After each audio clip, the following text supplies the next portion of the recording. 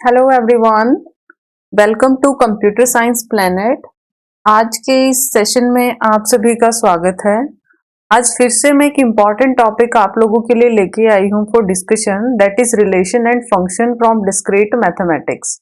देखिए, आपको पता है हर इम्पॉर्टेंट जो भी पेपर्स हैं, लाइक आप नेट के लिए प्रिपेयर कर रहे हैं या फिर आप पीजीटी टीजीटी के लिए अपियर करना चाहते हैं, जैसे कि आप लोगों को पता है DSSB की डेट जल्दी ही आने वाली है, क्योंकि उन्होंने फोटो अपलोड करने के लिए बोला है दोबारा से। इट मींस कोर्ट ने भी ये अनाउंस किया है कि जल्दी से जल्दी इस रिक्रूटमेंट प्रोसेस को कंप्लीट किया जाए, या फिर हरियाणा में हम बात करें पीजीटी स्क्रीनिंग की, वो भी हम जल्दी ही एक्सपेक्ट कर सकते हैं।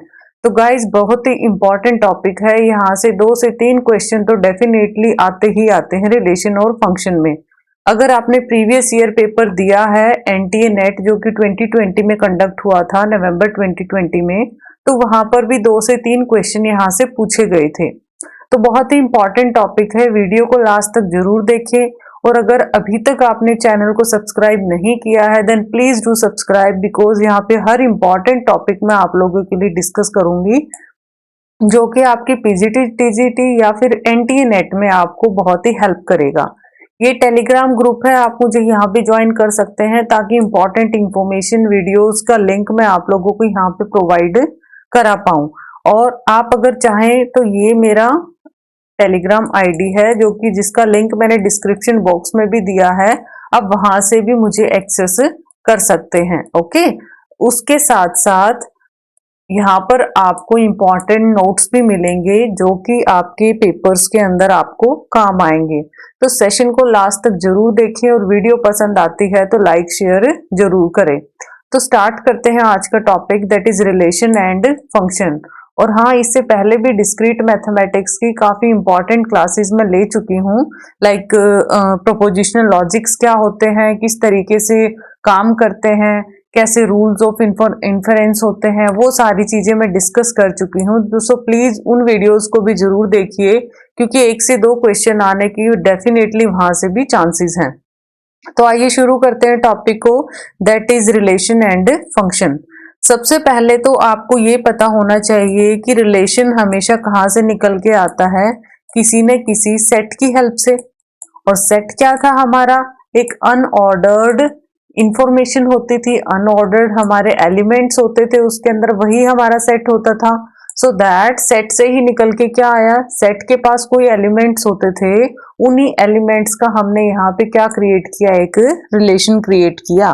सो दैट हमारे पास क्या होता है, लेट सपोज कोई भी सेट दे रखा है एस, कोई भी सेट क्या दे रखा है, एस दे रखा है, उसमें एलिमेंट है 1 2 3 4, इस तरीके से एलिमेंट है। मान लिया मैं ये रिलेशन बना देती हूँ, तो रिलेशन मेरा इसमें क्या क्या बन सकते हैं, मान लिया मैंने बना दिया 1 3, या फिर 2 3, या फिर 1 का 4 के साथ रिलेशन कर दिया। तो इस तरीके से इन्हीं एलिमेंट्स के अंदर, मीन्स आपके पास टोटल कितने एलिमेंट्स हैं, 4 एलिमेंट्स हैं।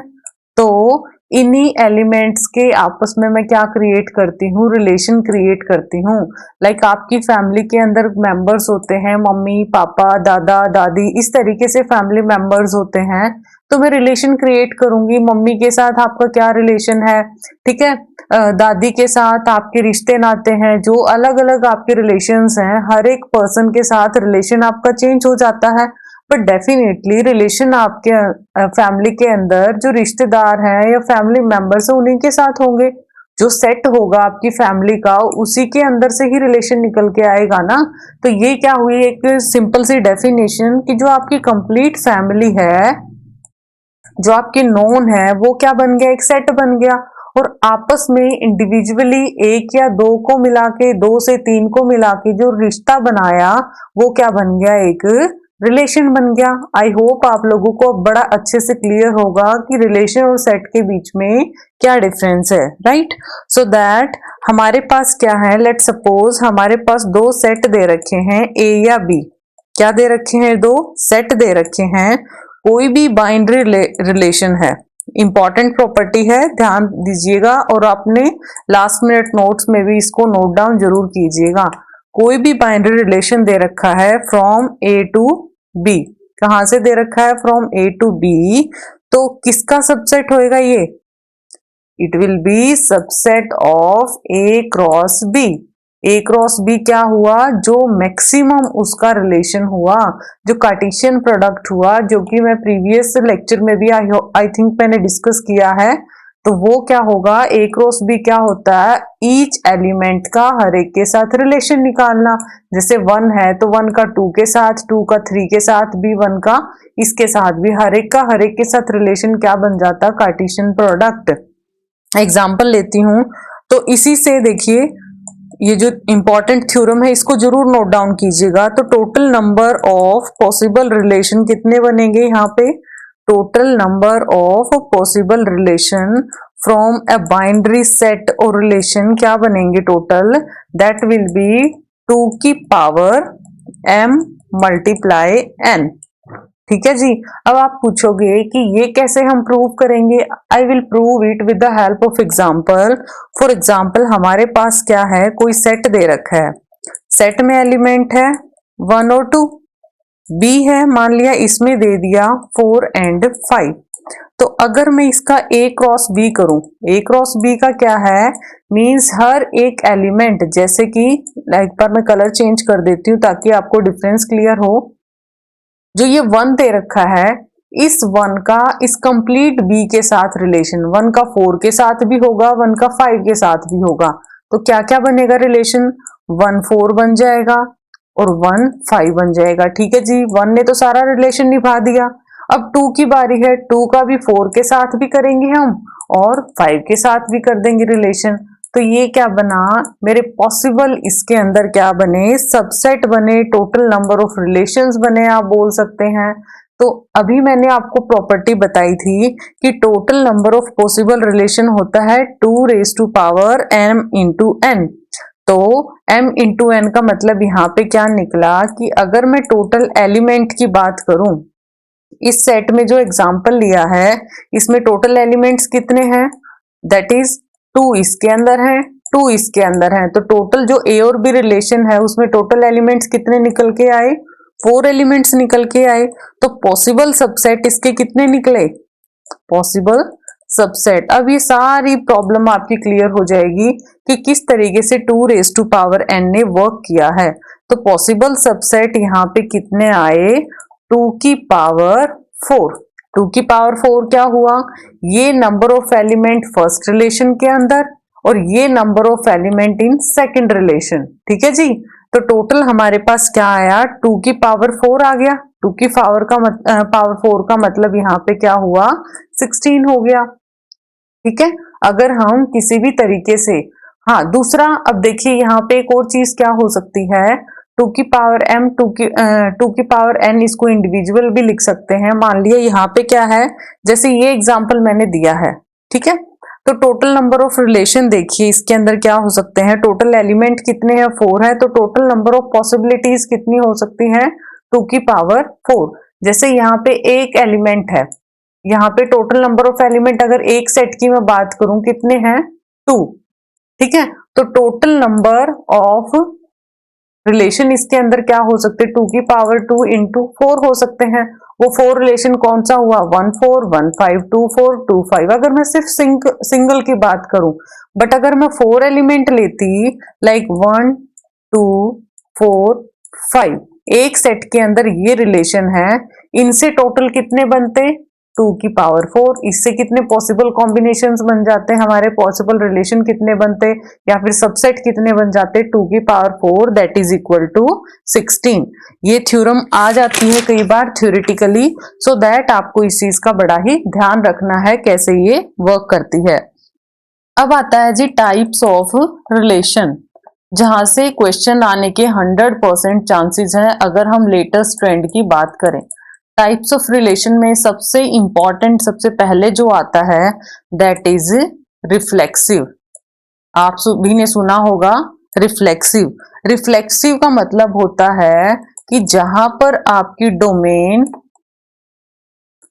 इक्वल टू रेंज होता है, डोमेन इक्वल टू रेंज। अब ये नई टर्म्स आ गई हैं, तो सिंपल शब्दों में अगर मैं बात करूं, आपने सेल्फ लूप देखा होगा, जैसे कोई भी रिलेशन है वहां पे सेल्फ लूप देखा होगा कि ए का ए के साथ ही रिलेशन, कि आपके पास कोई भी सेट है तो उसका उसी के साथ रिलेशन क्या होगा, आपका रिफ्लेक्सिव कहलाएगा।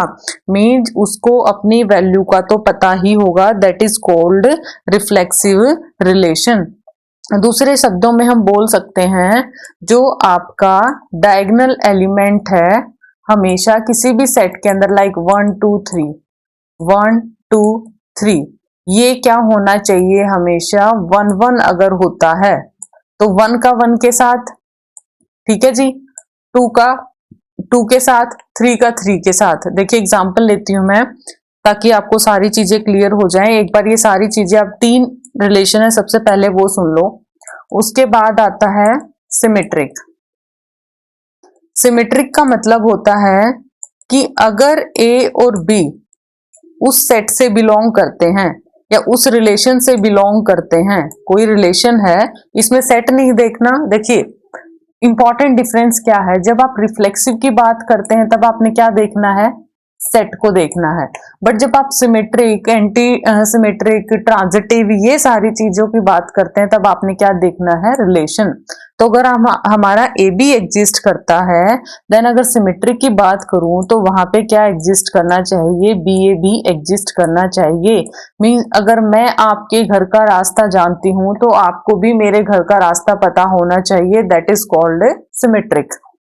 नंबर 3 पे आता है जी ट्रांजिटिव। ठीक है, ट्रांजिटिव। उसी के बाद हम आगे की प्रॉपर्टीज करेंगे, आगे की रिलेशन की टाइप्स करेंगे इसके एग्जाम्पल करने के बाद। तो ट्रांजिटिव क्या बोलता है, ट्रांजिटिव बोलता है कि अगर ए से बी का रास्ता पता है, बी से सी का रास्ता है, ठीक है, ए से बी है, बी से सी है, तो ए से सी भी होना चाहिए। ठीक है जी, ए से बी है, बी टू सी है, तो कंक्लूजन क्या निकल के आता है, ए से सी भी होना चाहिए। मींस आपने कोई भी रिलेशन देखना है, उसकी ये वाले टर्म्स देख लो। ठीक है, एग्जाम्पल से आपको और अच्छे से क्लियर होगा। ए बी और बी सी एग्जिस्ट करता है तो उसका ए सी भी एग्जिस्ट करना चाहिए। This is called transitivity of any relation. Example देखिएगा, एग्जाम्पल क्या है, लेट सपोज मेरे पास कोई भी रिलेशन है, कोई सेट है, सबसे पहले 1 2 3 4, ये सेट दे रखा है। रिलेशन क्या है मेरे पास, 1 2 1 4 2 1 1 1 या फिर 2 2। तो ये बताना है क्या ये रिफ्लेक्सिव है। सबसे फर्स्ट प्रॉपर्टी तो मैंने बताया था, रिफ्लेक्सिव के लिए क्या होना चाहिए, आपको सेट देखना है। सेट का मतलब क्या, हर एक का हर एक के साथ रिलेशन होगा। 1 का 1 के साथ, 2 का 2 के साथ, 3 का 3 के साथ, 4 का 4 के साथ, कंप्लीट सेट देख लो। अगर ये 4 एलिमेंट्स और 4 रिलेशन एग्जिस्ट करते हैं तो ये रिफ्लेक्सिव है, अदरवाइज नहीं है। तो आप ये देखिए, क्या 1 1 इस रिलेशन के अंदर एग्जिस्ट करता है, क्या आपको दिखाई दिया 1 1 यहाँ पे, हाँ जी 1 1 एग्जिस्ट करता है। क्या 2 2 है, ये 2 2 रहा। क्या 3 3 है, नो 3 3 नहीं है। क्या 4 4 है, जैसे ही आपने 3 3 देखा, उसकी एब्सेंस देखी, इसका मतलब ये हमारा ऊपर वाला रिलेशन क्या है, रिफ्लेक्सिव नहीं है। हमने इस चीज से प्रूव कर दिया। अब दूसरा मैं बताती हूँ आपको, सिमेट्रिक। सिमेट्रिक में मैंने बोला था, अगर आपको मेरे घर का रास्ता पता है तो मुझे भी आपके घर का रास्ता पता होना चाहिए। अगर ए बी एग्जिस्ट करता, अब यहां मैं क्या देखूंगी, देखिए यहां मैंने क्या देखा, सेट देखा, और यहां मैं क्या देखूंगी, सेकंड में रिलेशन। बाकी सभी में मैंने क्या देखना है, रिलेशन देखना है। बट अगर रिफ्लेक्सिव की बात करूं तब मैं क्या देखूंगी, सेट देखूंगी। अगर ए बी है तो डेफिनेटली वहां पे क्या होना चाहिए, बी ए बी रिलेशन से बिलोंग करना चाहिए। अब ये देखिए, रिफ्लेक्सिव तो ये है नहीं, जैसे कि आपके पास यहाँ पे रिलेशन में 1 2 दिया है, तो ये देखिए क्या 2 1 एग्जिस्ट करता है, ये ए बी है, तो इसका उल्टा बी ए क्या हो जाएगा, 2 1 हो जाएगा। तो 2 1 एग्जिस्ट करता है, हाँ जी करता है। 1 4 दे रखा है, 1 4 का उल्टा क्या हुआ, 4 1 हुआ। क्या रिलेशन में एग्जिस्ट करता है, नो, सो दैट ये सिमेट्रिक भी नहीं होगा। Next property is transitivity. I hope आपको टॉपिक बहुत अच्छे से क्लियर हो रहा होगा with the help of examples. So that transitivity मैंने क्या बोला था, ट्रांजिटिविटी का बोला था कि अगर A B belongs to relation and B C belongs to relation, then हमारा क्या होगा, ए सी भी वहां पे एग्जिस्ट करेगा। दूसरी इंपॉर्टेंट चीज अपने लास्ट मिनट प्रिपरेशन नोट्स में क्या नोट डाउन करनी है आपने, कि जो भी रिफ्लेक्सिव होगा, जो रिलेशन क्या होगा, रिफ्लेक्सिव होगा, डेफिनेटली वो क्या होगा, ट्रांजिटिव भी होगा। Got it? जो रिफ्लेक्सिव होगा वो ट्रांजिटिविटी भी होगी। ट्रांजिटिविटी का मतलब है, देखिए जैसे कि मैंने 1 1 ले दिया, आप ये बताइए ये ए है ये बी है, ठीक है, उसके बाद यहां आ गया मान लिया 2 2, तो इसमें जितने भी ए बी सी मैं अगर ढूंढना चाहूंगी तो घूम फिर के मेरा ए बी ए सी सारी चीजें वही बन के आ जाएंगी। आगे किसी एग्जाम्पल में मैं आपको इस चीज का क्लैरिटी दूंगी कैसे ये आपकी चीज एग्जिस्ट कर सकती है। तो मान लिया आपके पास जैसे कि नेक्स्ट एग्जाम्पल देखिए 1 2 3 4 है, 1 2 3 4 ये मेरा सेट दे रखा है। रिलेशन क्या है, मान लिया है 2 1 हो गया, 1 2 हो गया, 2 2 हो गया, 1 2 हो गया, और इसके अंदर वो क्या हो सकता है, लाइक 2 4 हो सकता है, 2 3 कुछ भी हो सकता है। ठीक है, ये मैंने रेंडमली कुछ भी नंबर्स ले लिए। तो मान लिया मैंने इसको उठा लिया, फर्स्ट वाले पॉइंट्स को उठाती हूँ। फर्स्ट वाले पॉइंट को उठाने के बाद मैंने देखा ये क्या है, ए बी, ये क्या बना, ये जरूर आपने ध्यान रखना है, ये एलिमेंट हमेशा क्या होगा, कॉमन होगा, क्योंकि जो यहाँ पे एंड करता है, देखिए बी यहाँ पे 1 है तो यहाँ पर भी बी आपका 1 होना चाहिए। ऐसे एलिमेंट्स आपने देखने हैं। जब पेपर में आप सॉल्व करोगे ना, आप ऐसे पॉइंट्स को उठाइए जहां से आपको ट्रांजिटिविटी खत्म करने का चांस मिले, वो ऑप्शंस उठाइए जहां से आप जल्दी से जल्दी ऑप्शंस को नेग्लेक्ट कर सकते हैं। क्योंकि होने का तो काफी सारे पॉइंट्स मिल सकते हैं, बट ना होने का पॉइंट आप ढूंढिए वहां से। तो ये यहाँ पे देखिए A B B C exist करता है, तो ए सी भी होना चाहिए, ठीक है, ए बी है, ये बी से एग्जिस्ट करता है, तो ए सी का मतलब क्या हुआ, यहाँ पे ए क्या है 2, सी का मतलब क्या है यहाँ पे 2, तो क्या इस रिलेशन में 2 2 एग्जिस्ट करता है, हाँ जी करता है। इसका मतलब ये पॉइंट से हम क्या बोल सकते हैं कि ये ट्रांजिटिव है।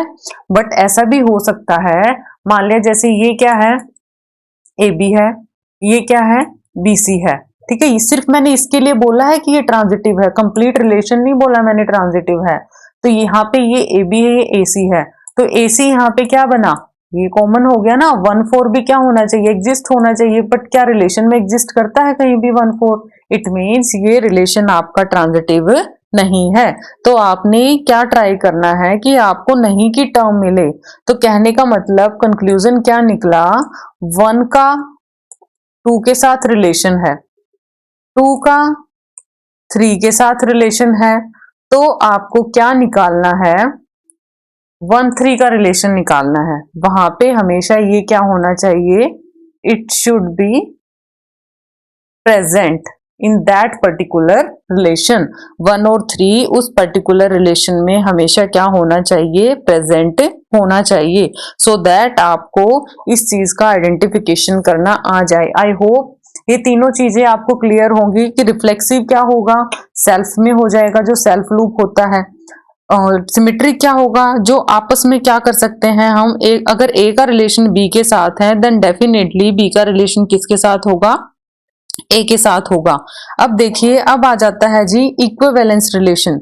इक्विवेलेंस रिलेशन क्या होगा, तभी आपको पता चलेगा जब आपको ये सारी चीजें पता चलेंगी कि सिमेट्रिक क्या होता है, ट्रांजिटिव क्या होता है। तो वो रिलेशन जो क्या है, रिफ्लेक्सिव भी है, सिमेट्रिक भी है